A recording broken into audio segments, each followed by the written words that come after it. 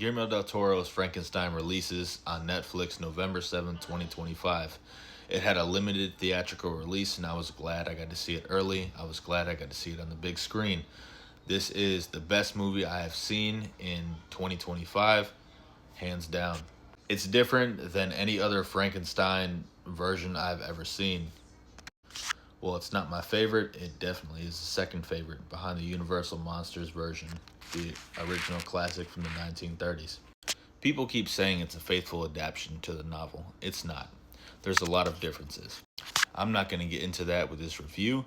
However, I am going to review the film as a whole. This is going to be a spoiler heavy review. So if you don't like spoilers, don't watch this video.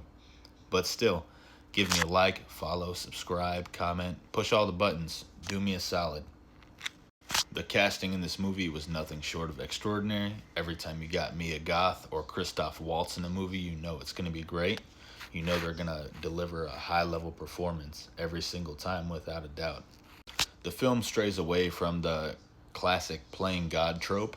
Now, it definitely is there, and they definitely do touch on the subject, but it's more about generational trauma, more specifically abuse that's passed down and continues in a pattern from generation to generation. First half of the movie, it goes based on Victor's experience, his point of view, and you see the way that his father treats him, the way his father hits him with that wooden rod on his hands, and then he says, no, your hands are too valuable now because I want you to be a surgeon. I'm teaching you to be a surgeon. So he smacks him across his face.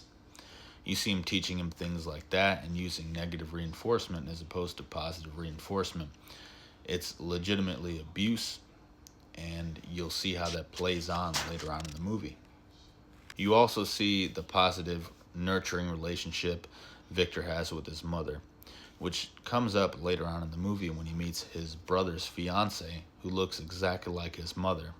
There's a nurturing relationship with Victor and his mother, and there's a nurturing relationship between the monster and Victor's brother's fiance, who is played by Mia Goth. Her name is Elizabeth in the movie.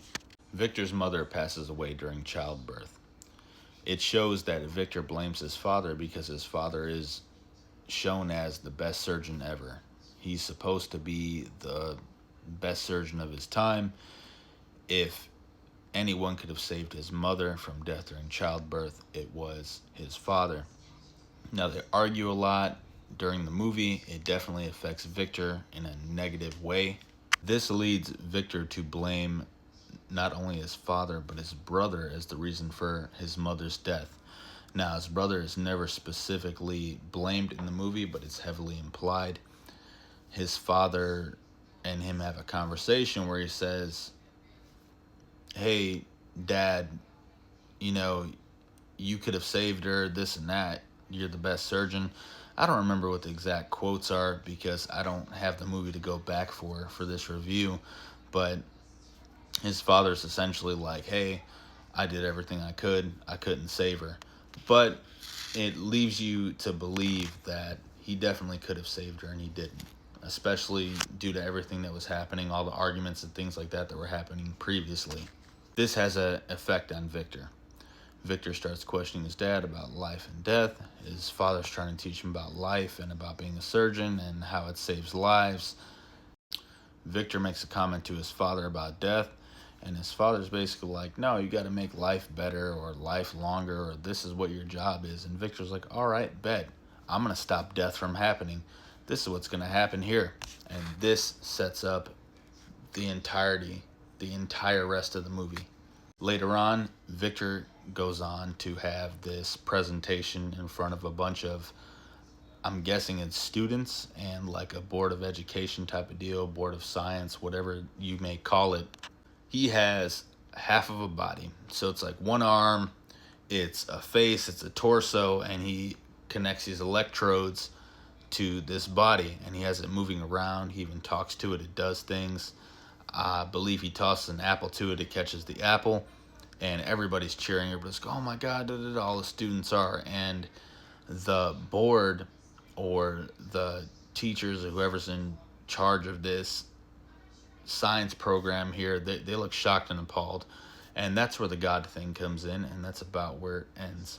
Christoph Waltz comes in during this segment, and he's watching Victor, and he's seeing what Victor is doing. Unbeknownst to anybody, Christoph Waltz is dying from syphilis. He approaches Victor later on in the movie, and he's like, hey, I'll fund this if you can go ahead and do this.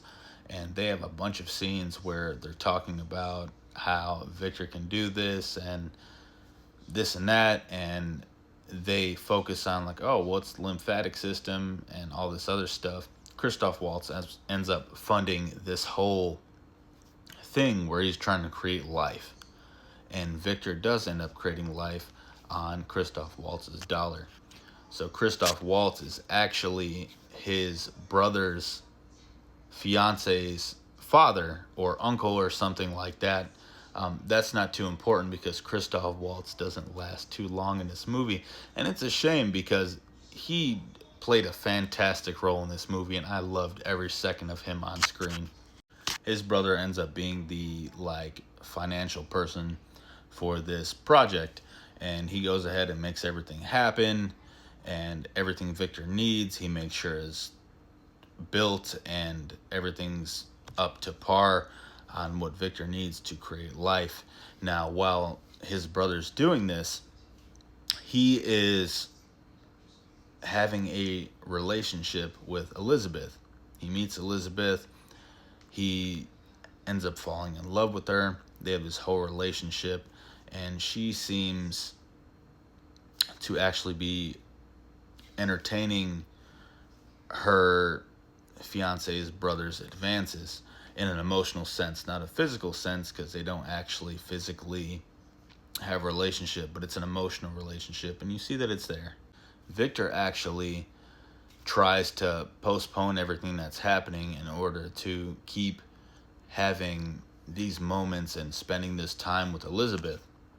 Not only is he making sure everything is perfect, everything's made out of silver for all the electrodes and all other scientific stuff to work, he's doing all of this, but he's not only making sure that it's perfect, but he's making sure that it's perfect so he can have a relationship with Elizabeth, this woman who looks exactly like his mother and has a nurturing nature like his mother. After everything's built, he starts doing his experiments in his bodies that he gets from hangings, he gets from the war, and he starts piecing them together. He's trying to figure it out. Christoph Waltz is pressuring him like, hey, what's taking so long? I'm going to stop funding you. And all the while, him and Elizabeth are building a relationship, and the brother's not present. This shows you what a big piece of shit Victor Frankenstein is early on in the movie. He starts to make progress, and he's hooking these bodies up and figuring out how everything works, and he is connecting these electrodes to the bodies, and he actually has this body that's cut up, and his electrodes hooked up to the lymphatic system, and he powers them up. The body wakes up and starts screaming, which is a really cool effect. Everything was really cool. It was really cool practical effects. The CGI was good in this part specifically. Later on, it's not as good, but we'll get to that later on in the video. Elizabeth comes in sometime at this point, and he's drinking milk. This part really revisits that theme of generational trauma and the weird shit that's going on between Elizabeth and Victor. And the reason Victor is in love with this woman or has some type of relationship or attraction to this woman is because she resembles his mother, not only physically but mentally and emotionally as well. He tells Elizabeth that he's in love with her. She basically rejects this and is like, I love your brother. The movie goes on and continues. He ends up creating the creature, and as he's up there while the rain's coming down and it's lightning and everything's going on, Christoph Waltz's character is telling him, hey, I have syphilis, this and that, I want you to put my brain in that body. Victor tells him no, just straight up no, your organs are not ideal. Everything is ruined from the syphilis. I can't do that for you. An accident happens. Christoph Waltz ends up dying. Victor totally ignores this guy dying in front of him and just goes on to try and create life. All this stuff happens. He runs back downstairs. He's doing all this stuff, and he thinks that the project or like the experiment didn't work, right? And he ends up going to sleep. He wakes up to the monster in the bedroom with him. Victor ends up taking care of the monster, trying to teach him things. The monster learns pretty quickly Victor's name. Now, this is where Victor starts getting frustrated. Victor's trying to teach the monster all these things, and all I can say is Victor. Victor, Victor, Victor. That's all I can say. And this is where that generational trauma comes back into play. Victor is essentially this creation's father now, and he begins to treat him the way his father treated him. When the monster or the creature can't learn to do things as quickly or efficiently as Victor wants, Victor starts calling him stupid, like says the monster's not intelligent, and he starts beating him with a metal rod the way his father beat him. After not hearing from Christoph Waltz's character, Elizabeth and Victor's brother end up going to check on them. When they get there, they ask Victor about Christoph Waltz's character, and he says, "Oh, I haven't seen him in days or weeks or whatever. He left. He'll be back." As Victor's talking to his brother, Elizabeth goes down to this basement where he has the monster chained up, and she starts talking to him. You start to see that nurturing nature. There's a scene where he gives her a leaf, and Elizabeth is talking to him and being nice to him, and she tries to teach the monster her name, and she's like, "I'm Elizabeth," and the monster ends up saying the second word he ever says, and it's her name. It's Elizabeth. They end up leaving. Victor goes downstairs. He's talking to the monster. He's frustrated. He's like, "Hey, like, you got to say something else. You got to show me that you're intelligence. Give me something so I can save you and not kill you right now." Because the whole time he's struggling with creating this abomination of God. He sets up all these gas cans and all these canisters everywhere, and all the monster can say is Victor, even though the monster just learned another name, which was Elizabeth. Victor pours gas everywhere. He does all this stuff. He lights a match and he leaves. He hears the monster screaming, "Victor, Victor," and he feels remorse.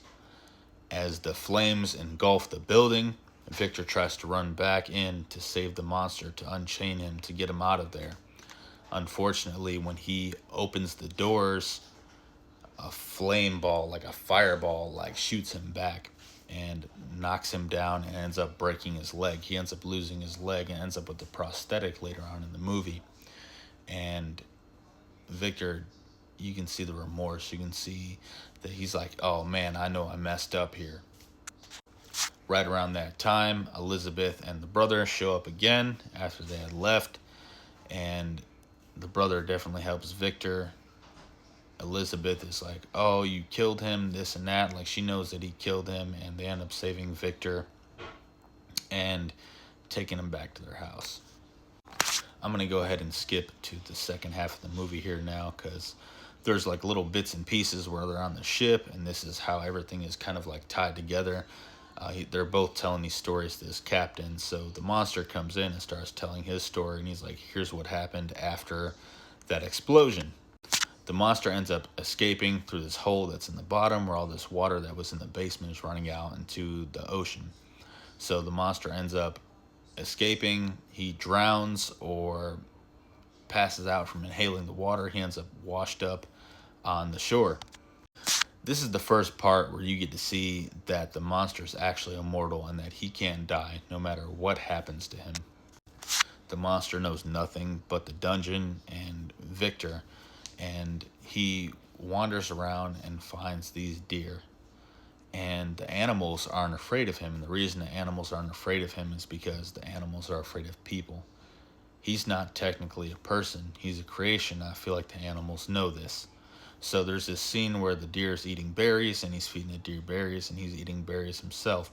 Now some hunters show up, and they just completely dome this fucking deer in front of him, and he's like, "Oh my god, like what just happened?" Then they start shooting him because they're like, "What is this monster? What is this creature here?" Like, they're terrified. They're trying to shoot him. They're trying to kill him.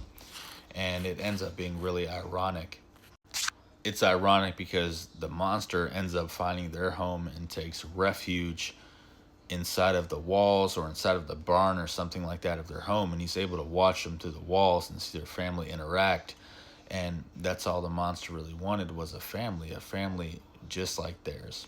Now in this house is the hunters who tried to kill him, which is, that's the irony. And there's also a blind man, and there's also a daughter and a mother. And things happen where like wolves attack their sheep and all this other stuff. The monster's learning about the family through the walls, and when the hunters and the mother and daughter leave, and it's just the blind man there by himself, he sees his opportunity to go and introduce himself to this family that he wants to be a part of, because it's all he's ever wanted was a family. You got to think about it. He has a mind like a child. He's learned everything from watching this family, and he wants nothing more than to be a part of this family. So he's over here thinking about all the ways that he can introduce himself to this family, and the blind man is his ticket there. And the blind man knows that he was there, and I want to guess it's because the blind man can hear. The blind man knows. He's wise. He's had a bunch of life experience, and the monster has brought them firewood. He's brought them all kinds of stuff, and they're calling him the spirit of the forest. So when everybody leaves, the monster makes his, I guess he like reveals himself, would be the way to describe it. So he goes and reveals himself to the blind man. Now when he reveals himself to the blind man, they have a short conversation, and the blind man knows the whole time, and you see this, and he calls him the spirit of the forest, which is what the family was calling him. And he doesn't know words at this point. He's still like grunting and this and that, and the blind man teaches him everything. He reads him books, and the monster becomes really articulate and really brilliant and really smart. And for the first time, he has a friend. He has a friend. He has a family member. He has someone to call his own. He belongs. He feels like he belongs. And then that's when the wolves come. The wolves return and absolutely tear the blind man limb from limb. Now, the monster goes ahead and kills the wolves out of revenge, out of anger. He sees what's going on there, and he's like, oh, dude, absolutely not. The wolves start attacking him too. He ends up killing all the wolves. Now, as that happens, the family returns to the cabin. And when the family returns to the cabin, they see the dead blind man. And of course, they place blame on the monster. And they start trying to kill him. They shoot him, they try to stab him, and the monster ends up killing one of them, and he tries running away because he's not a killer. He's not a brute. He's not like a force of nature. He's not like a monster. He's really not a monster, dude. He's really sympathetic. It's like taking a child's brain, like a small toddler's brain, and putting it into an adult's body. He's learning everything, and the only thing that he's known is violence and abuse his entire life. Anyway, he ends up killing these dudes, and they follow him out to the entrance of the ranch or the farm or whatever, and they end up shooting him dead. But he's not dead because he regenerates, and he ends up popping up a lot. When he wakes up and he leaves, he goes to find Victor because the blind man and him were talking, and the blind man basically was like, hey, like, you should find out where you come from. If you weren't created by God, you should find out who created you, this and that. And he ends up finding that burnt down castle, before this stuff happens with the wolves. And he ends up seeing a letter with, Victor's address, or wherever Victor is at is on that envelope there. So he goes to travel to find Victor. He gets to where he's going. Elizabeth is getting ready to marry Victor's brother. After rejecting him, they got Victor all fixed up. He has a prosthetic leg now. The monster shows up, he's pissed off. And basically, he shows up. Him and Victor get into a fight. He's asking Victor, create me a companion, like someone else. Victor's like, no, I'm not going to do this. And this is probably the only positive thing Victor has done in the movie.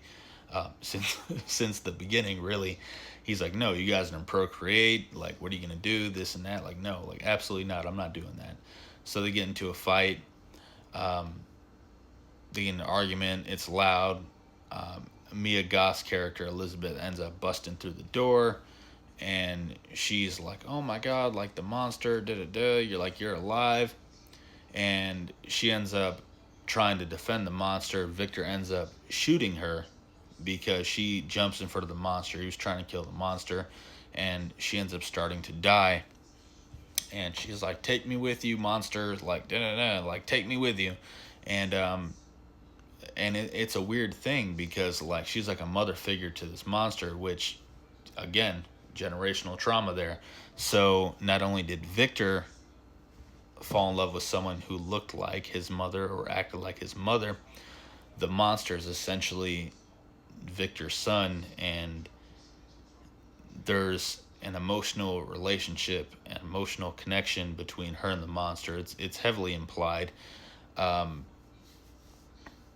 and it's definitely passed down through their actions, and that's what's symbolized there. Everybody busts in the room. Victor lies. He's like, "Oh, the monster hurt her," and it wasn't a monster. It was him. So the monster ends up killing a bunch of people and ends up killing Victor's brother. Victor's brother states the obvious. He's like, "The monster's not the monster, Victor. You're the monster." And he's like, "Ugh," and dies. The monster carries Elizabeth to like this cave or something. It's snowing outside, and she ends up dying there. And then this is when Victor begins to hunt down the monster to try to kill him. And it's made to look like that Victor's trying to hunt down the monster to try to kill him because he killed Elizabeth, the woman he loves. But that's not the case. And this is the way that I interpreted it. The monster has said to Victor that he can't die, this and that, like you can die, like you have this sweet relief of death at the end of life. And he basically is like, I have to survive in this world alone where you have people, other people have each other. I have no one. I'm just this monster, this creation, this abomination. And Victor shows pity on him and is trying to kill him, not because Victor thinks he's an abomination, because Victor thinks killing him is not only the right thing to do, but also the abomination thing, but mainly because Victor feels bad for the monster. And it's heavily implied. And other people might take it in a different way, but that's the way when I watched the movie that I seen it. So it's basically Victor hunting this monster down after this, and he gets like this stick of dynamite. He stops in like this town, and he buys like dynamite, and you're like, "What are you hunting?" And he's like, "Big game." So it goes all the way back to the beginning of the movie. The monster finds Victor camped out with these sticks of dynamite, and he finds Victor, and they get into a fight, and he's like, "Hey, like, what do you got to kill me now?" And the monster, obviously, like, he has like suicidal like thoughts, and he wants to die, and he's like, I hope this works, essentially. And he ends up taking one of these sticks of dynamite, and he's like, "Oh, is this supposed to kill me? You better hope it does. If not, you better run," or whatever he says to him. And he lights a stick of dynamite, and he tells Victor, "Now run." And Victor gets out of there. The monster blows up. He regenerates because the monster's immortal in this movie. It comes back to the beginning of the movie where Victor's on the ship, and it all like ties together. The two stories, the two narratives tie together. And Victor and the monster, after this point, when the monster is able to get on the ship, they have this moment together where Victor listens to the monster's story, and Victor sympathizes with the monster, and he's like, "I'm sorry. Can you please forgive me?" And he's like, "Yes, I forgive you, Victor." And again, the generational trauma, forgiving your parents for the wrongs they've done to you and breaking that cycle and moving on and creating a new life and a new future that you're going to pass down through generation to generation. That's what Guillermo del Toro, that's the message he was trying to deliver. And the monster forgives Victor, and he ends up helping the ship that was stuck in the ice at the beginning of the movie. And that's the end that we see of it. And it was a beautifully shot movie. It was great. The cinematography was fantastic. The acting was fantastic. Would I say it's Guillermo del Toro's best movie? Absolutely not. But it might be his second or third best. If I could rank the Guillermo del Toro movies, it would be Shape of Water, and then the Nightmare Alley one, and then Frankenstein. Frankenstein might even be a number two. They're like neck and neck with me with the Nightmare Alley and the Frankenstein movie. This was a beautiful movie, and I liked that they didn't make the monster like some grotesque, ugly thing. Like they actually made him look kind of handsome. Like as far as monster standards like go, um, it was a great movie. It was fantastic. I loved it. The only complaints I have is the CGI, and it wasn't too bad, but like the CGI wolves weren't up to par, or like the statue wasn't up to par. But other than that, the storytelling, the message, all the symbolism you can see like in this movie with what I discussed, like it's blatantly obvious what the movie's about, and it's fantastic. And it's not Mary Shelley's novel exactly, but it doesn't have to be. It's another interpretation of Frankenstein, and it's fantastic. And I believe everybody should see this movie on the big screen as opposed to watching it on Netflix. And it even says at the end, like, film for the screen by Guillermo del Toro, and that's what it was meant to be seen on. And hopefully, enough people went out and seen this on the big screen in the theaters as opposed to waiting for it to come out on Netflix. It's gonna have a totally different feel in the theater than it's gonna have when it's released on Netflix. Overall, I give this movie a 4.5 out of 5. The only reason I'm giving it a half a point off is because of the CGI. That's basically it. There's nothing else really I can say that's bad about this movie. I mean, it was great. It was one of the best versions of Frankenstein I've ever seen in my entire life, and I love Guillermo del Toro movies, and I bet Universal Studios, when he came to them about not the Shape of Water, but the Creature of Black Lagoon, and they're like, no, we don't want you to do it. I bet you they're kicking themselves because this is the second time he's done a classic monster movie, and he's hit it out of the park. If this isn't nominated for an Oscar, I'm going to be shocked. Anyway, guys, definitely see this in theaters if you have the chance to see it in theaters. If not, I hope you enjoy it on Netflix as much as I enjoyed watching it. All right, peace.